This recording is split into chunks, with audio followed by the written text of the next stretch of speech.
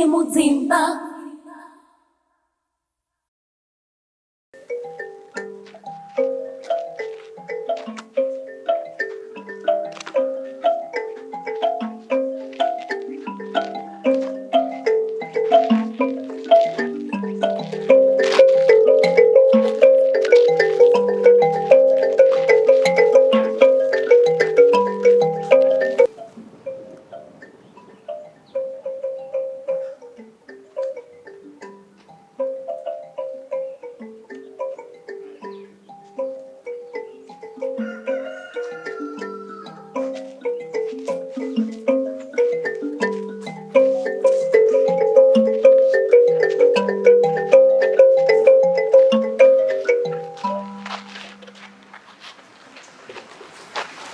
Song ya kuda ndukizira yo. Wena song ya ndombo kuridzira bana.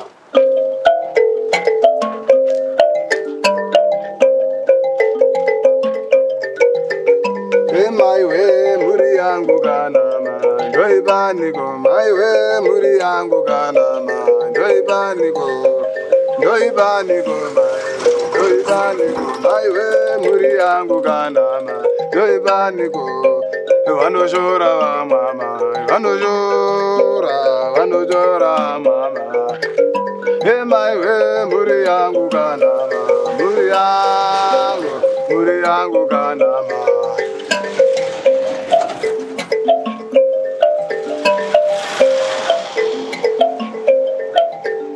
Hey my way, muri yangu kanama, muri yangu kanama. Doi bani go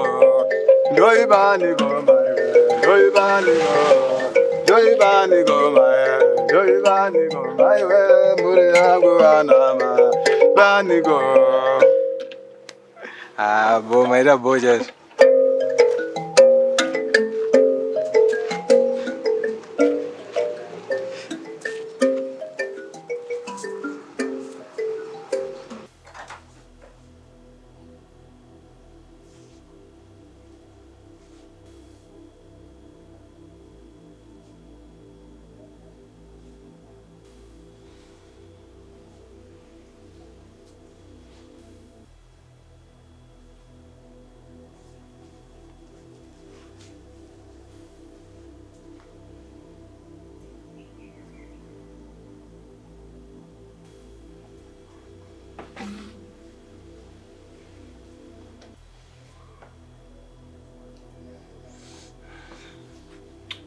Babatan, we're going to do this the way you've never expected. We have decided to take some of the most difficult decisions ever made. Tese three, we contributed towards what happened. We are all to blame. Saka iwewe, you are going to be responsible and contribute here in solving this problem. My sister is going to eat whatever I eat. She's going to sleep wherever I sleep. Whatever I drink, she's also going to do the same. There's no two ways about that. My dear, I hope you understand what you're doing. And I hope Lilo unzwisisa nyaye. I hope mesmo unzwisisa what's about to happen and what you are doing and saying. Babatan, when you did whatever you did, you never considered Shunjoro, consider Baba. Face the facts, be a man, be responsible for your actions, make this right. The ball is in your court.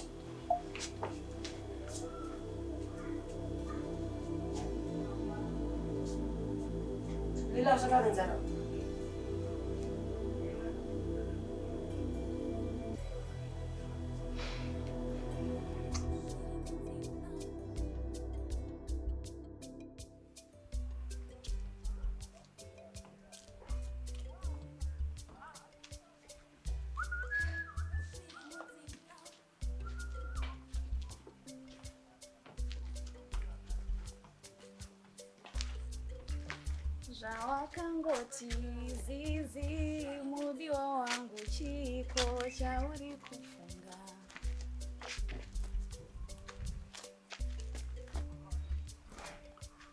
Zvakawanda zviri pamwe pangu imba iyi. Hatombozivi ndotangira papi. Yo, chero zvamataura Nyati. Chakakosha kuti ndizive zvamuri kufunga semurume wangu. Imba iyi, wakasundira your sister into her bed. Wadi unguya kwandiri wakandodza zviri pamwe pako. I understand. Asi denda kwa ine suggestion yoyi maibvuma. Maybe not. Asi chikuru ndechekuti we plan together. We do things together and we move as one. Nyati, you are a man of principles. It's so obvious kuti mairamba zvinizvi. Imbai, do you have any idea the position yamakandisa? How do I face my name?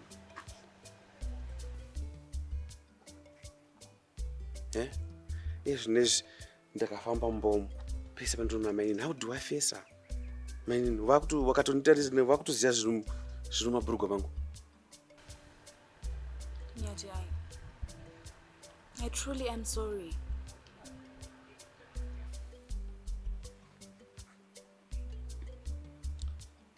Ndienda kubasa ndokuona ndadzoka.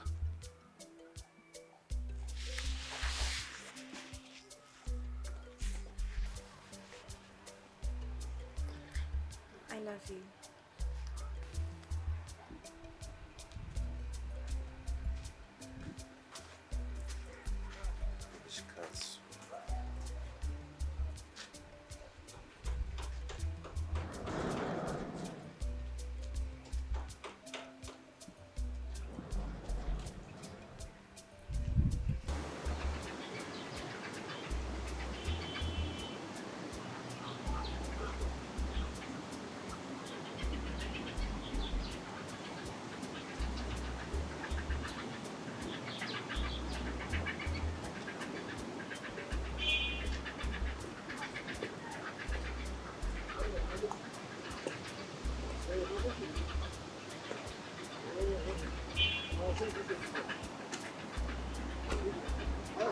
You are late.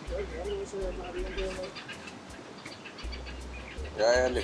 I'm not in the mood for jokes, man.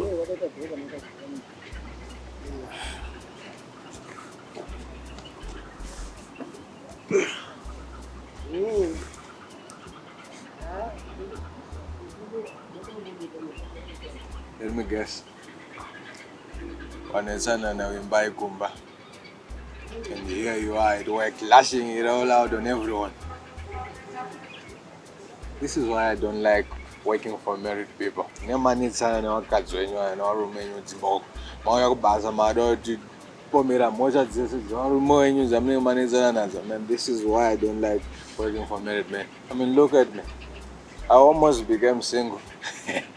Maybe I would have been the happiest, stress-free man in this goddamn world.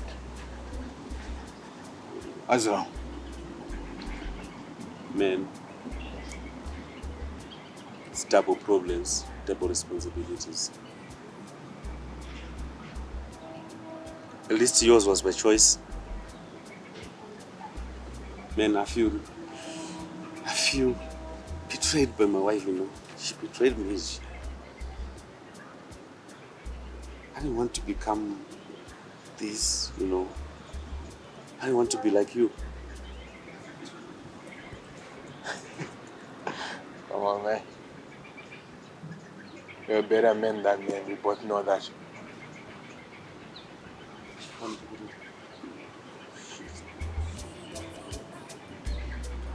Let's win by.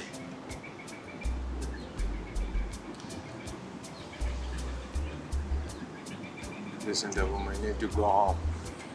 Don't be like me. You're better than that. Man, no one is better. We only have our best times and bad times. Yeah, you're right. I mean, look at me.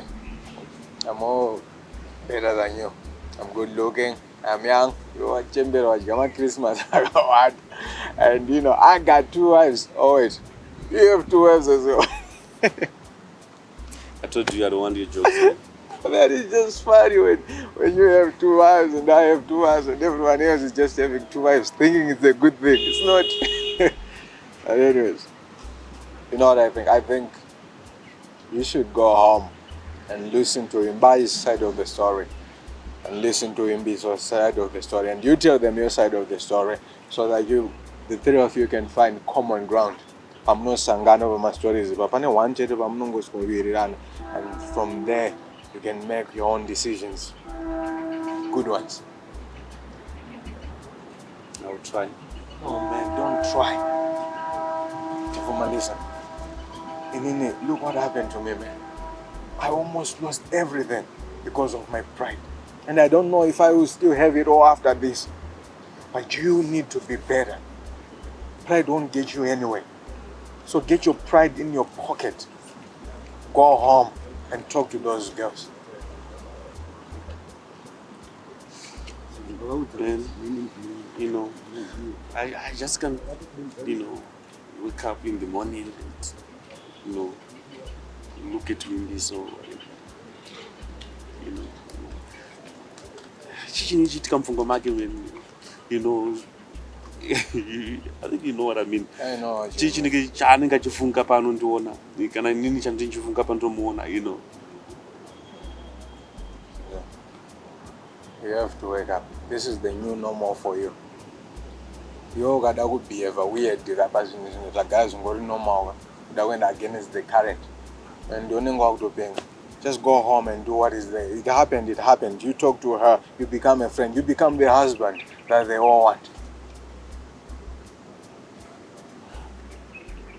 Growing up, ndaingoda ndikasadza nenyama yakawanda kunde chishuwo changu chokukura kwakurizwa nyama yakawanda ndidye nyama yakawanda. All these things that are happening, man, I didn't sign up for this. Man, patinokura pese patati vadiki unoziva taitaura hainini ndoda kukura ini. I want to grow up kana ndakura. I want to have this and this and this and that. But paunokura ka unongowisha dai ndadzokera kuti young again so I can plan my life better. Come on, man. You have to go to work. And so do I. You go to Imbiso. Apologize. Women are complicated species. You do something wrong, you apologize. They do something wrong, you apologize. That's the truth. Even if they have friends, that's them wrong. You have to apologize for them. So, complicated species. You go, hug your wife, kiss her, make kiss her, and They are always right. I'll see you there.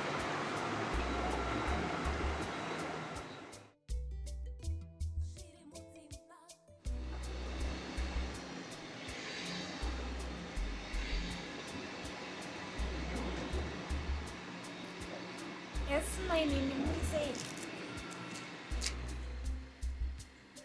kumba kuri nani. Ndanchiti I was thinking uri free mangwana ndake kuzokona.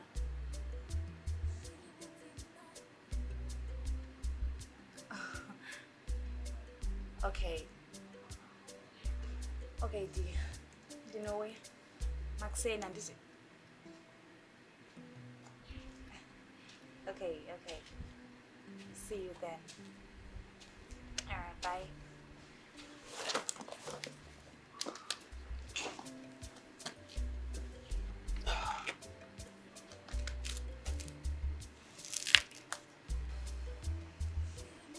Ndokuda Wimby. Sakutorendo yakariba chaizvokutaura. Wimby.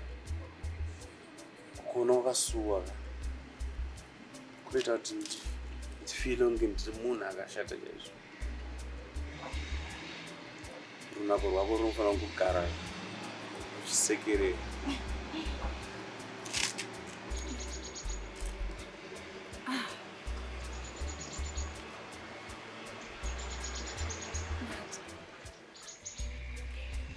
I'm sorry, ndakatapurani ndinofunga kuti sei. I only considered my feelings. I was selfish.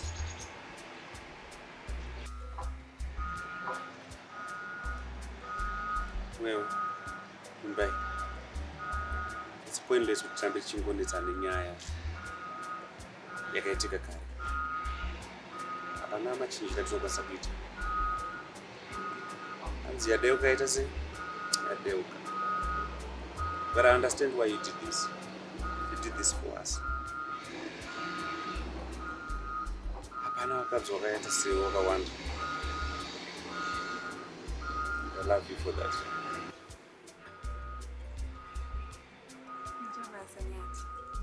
Vasekerera.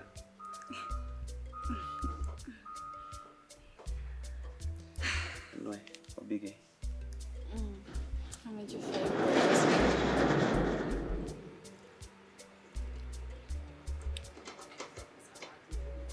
Nyama. Or fish. What your favorite? Take your fish. This one? Fish never. Well, I don't believe it. Otomana notsvaga fish nehove. Tuna mai nini vaende pachimsura apo kanotenga fish nehove. Akararo. Ngamutse. Kuenda asi yatogarisa dumba yakura zvakanyanya kuita seko zvokuti zvakurarisa. Idzokamimba dzedu dzikangotawanidza kutodzi ndikuda majuru. Majuru jau. Kuigavha kusasu. Ndiko ndakaona kuti juru jwa majuru. So tell me, come to service. Basa kuri nani? So, ndina batanya vadzoka takushanda tese. Oh, okay, that's good news. Okay. So, it's good. Yeah, it is. Nandasuwa kushanda ne my brother. I know. Here is it. It's okay. It's okay. I hope so. Chico chingoita noise. Yeah. Let's just hope I know I'm very Well, anoramba ari bo. Hapana munhu anoramba ari bo zvai. Anyways, hey, Yeah. lazima simple basa bye-bye. Kabuda wakamudira I was. Ndisina ndichirwadziwa naiwe.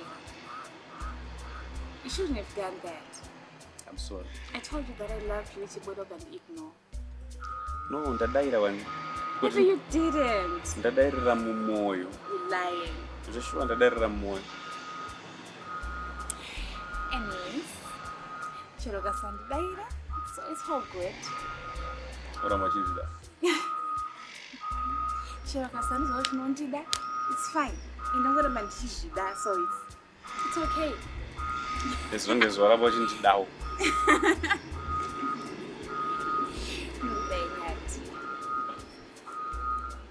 I love you too.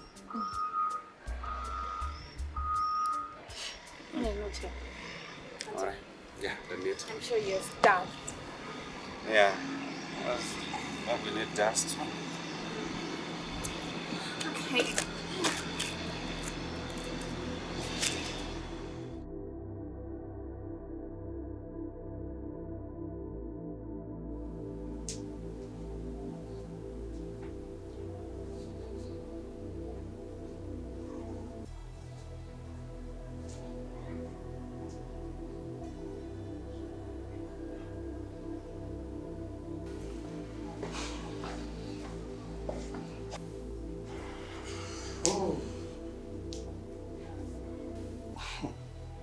Pedza zvangu neni tanzirangarari abo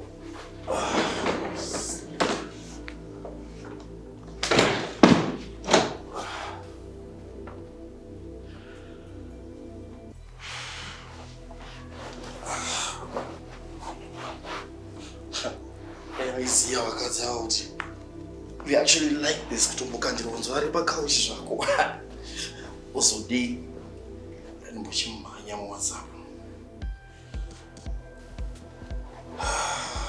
What's new?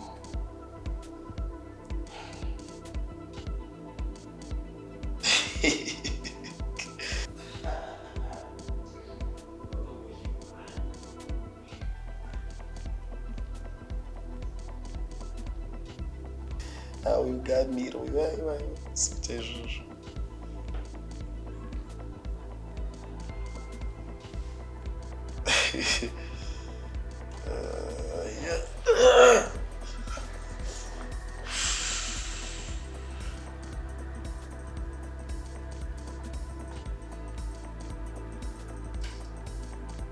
Wow.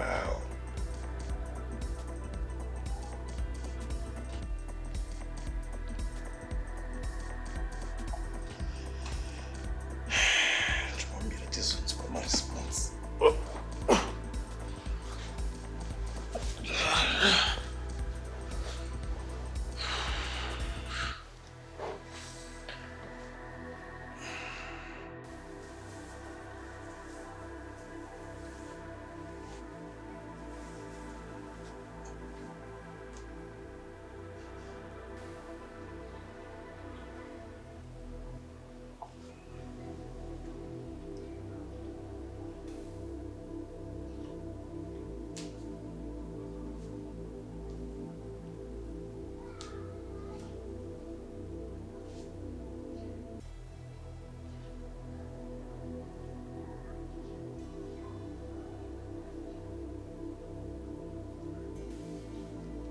Simba.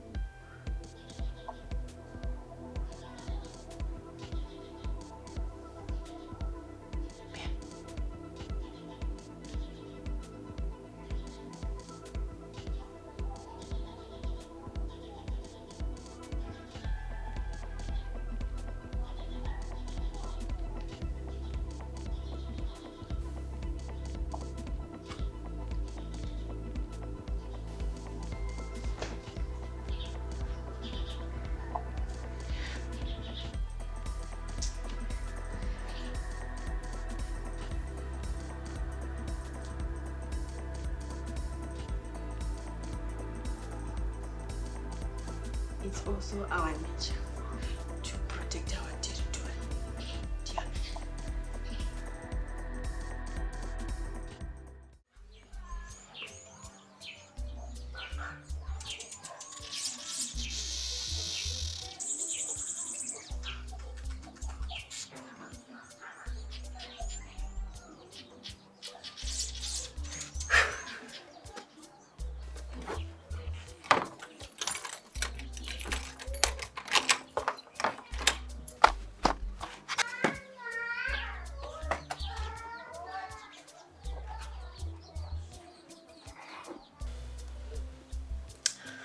Hembe dzadziri dzatanya mai mwana akangodzipfeka 1 week kwaubva dzatoita diki. Tanya was very big, saka togona kutodzita recycle.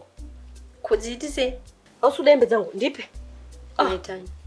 So Maitanya asi tichienda kumusha kuna mama mwana ndokura ipapa achitopfeka hembe idzodzo akandingatokadanga dzakanaka idzi akakatorika trouser kanopfekwa aka toripo hembe majuzi anotodziya Maitanya tarisawo juzi rungarishore pachi kana yeye akanongererwa Maitanya une problem itori sutu shuwi naye Maitanya kana mama chaiva kaita mwana nhasi uno wachatora zveuri izvi Maitanya isenyuma akaivi munozoitira muningina watanya utu tumavhesi utu aiwa iye akachengeta yaka tasei kukura kwakaita zvinomuda ndipa utu ndingatomutora utu manje kutora blue chete akudza kuti mukomana ndiyani hazvina basa anopfeka.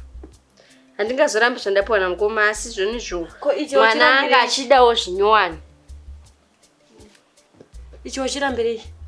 Aiwa Maitanya chihombe ichi aiwa chakanaka wani aiwa kana Maitanya plus mwana akutoenda kuresha andopfeka kakafamba akaenda utochengeta kaumupfekedza kana kwa ndati mwana da zvinyowani yowe ana anoda zvinyowani zvinyowani zvacho ndimunotutsireva Ndati mwana ngaatengere zvinyuwani. Mwana adatengera hembe nyuwani. Pandipe yangu hembe dzangu chero. Idzi ndidzo dzangatondichengedza idzi. Mashuka. Kama ndabudisa nyoka. Gore rino unochitaura. Chako chokusada kusadzidza. Eya. Tingadai tisiri 5 kudai.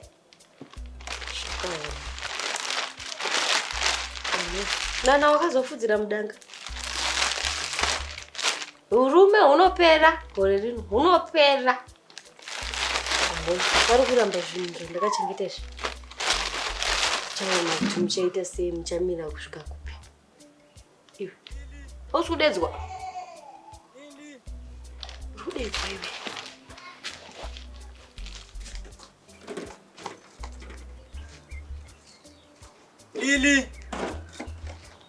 Lily! Uripo here Lily! Lily! Lily. Hi, Mama. Please leave. I'm not baba tanya kabade papo. Ashimire mushe. Lily, I'm ready for anything. I can't without you. Mike. Lily. I told you should move on one. No, Lily, azviite. Wona ndogara chingokufunga pese kubongo. Azviite zvo. Mike. Ore chisanofa mira ndimire pana. Hey, wasakafamba nditini. Nditira sanofamba iwe. Nditira.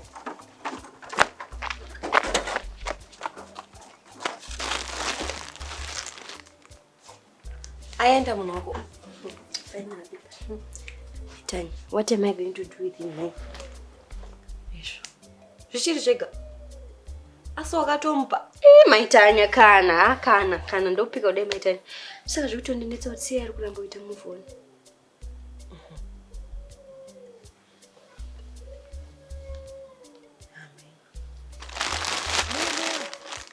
Isho. Kuzounongomboti munhu wakaenda. Ndani kwa ntazora ro. Munhu angachitenga ruda chenji. Nguva dzinodzira anonga muye kanenda mugwa.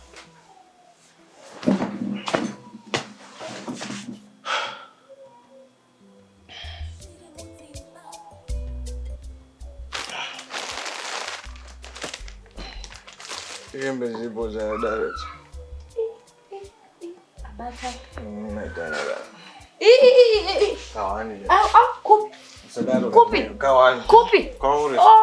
Maitanya. Umatomboenda kunoti hasuruku. Paneza kan. Ukona. Yosfarana. Ukaramba utaura nendora machidedzi. Lily! Mike. Are you just going to take over? Nothing is going to change. It's okay, Lily.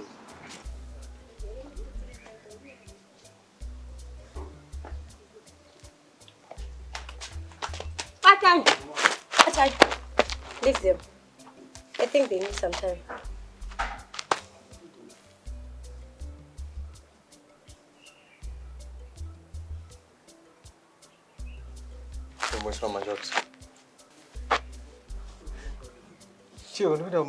I hope you're not going the same direction with Lily.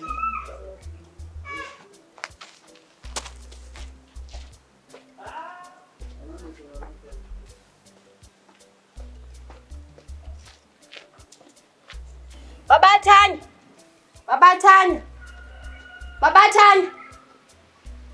Tanya.